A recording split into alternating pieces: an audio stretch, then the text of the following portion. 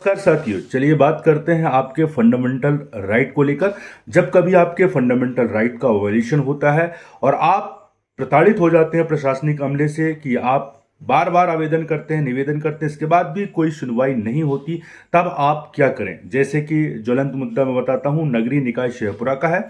इनके डिवाइडर बनाने के कारण बहुत सारी समस्याएं आई। आप जो पुलिया बनाए उससे समस्या आई। कैसे कि डिवाइडर बना दिए, रोड नहीं बनाए, जिससे रोड में जल भराव हो गया और इसकी वजह से लोगों को आने जाने में परेशानियां होने लगी। कहीं कीचड़ उछल जाता है तो कहीं गिर जाते हैं और इस प्रकार से नाले से अधिक पानी बहने के कारण रुकावट आ जाती है। तो ये आपके आर्टिकल 21 का वायलेशन होता है, फंडामेंटल राइट का जब वायलेशन होता है।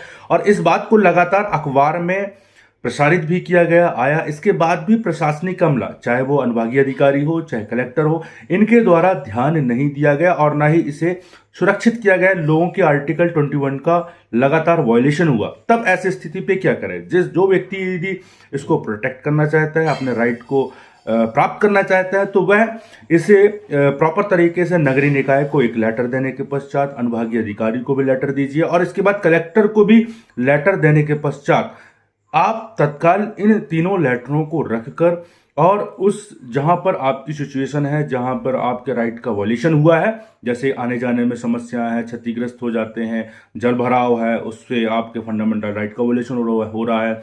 आपके जल भराव से आपको वहां पे मच्छर वगैरह यदि हो रहे हैं तो उससे आपके आपके स्वास्थ्य को हानि हो रही है। तो इन स्थितियों पर आप इन लेटरों को रखकर आप माननीय उच्च न्यायालय पे आर्टिकल 226 में एक याचिका लगा सकते हैं। और ऐसी स्थिति यदि आप चाहते हैं तो माननीय सुप्रीम कोर्ट में भी 136 के तहत, आर्टिकल 136 के तहत आप एप्लीकेशन याचिका लगा सकते हैं, जिससे कि आपको आपके फंडामेंटल राइट को प्रोटेक्ट होगा। और निश्चित तौर से माननीय उच्च न्यायालय और माननीय सुप्रीम कोर्ट के द्वारा इनको लेटर जारी किया जाएगा और इनसे जवाब मांगा जाएगा कि आपने इन लेटरों पर क्या किया। आपने जब इनकी फंडामेंटल राइट का वायलेशन हो रहा था तो आप क्या कर रहे थे। तो इस तरीके से इनको जवाब देना होगा और यदि समुचित तरीके से इनके द्वारा कोई जवाब नहीं दिया जाता तो इनके विरुद्ध अनुशासनात्मक कार्रवाई होती है और एक डायरेक्टिव कहना चाहिए, इनके ऊपर एक्शन होता है। तो इस तरीके से दोस्तों, जब भी आप परेशान हो जाएं, यदि आपको लगता है कि प्रशासनिक तंत्र,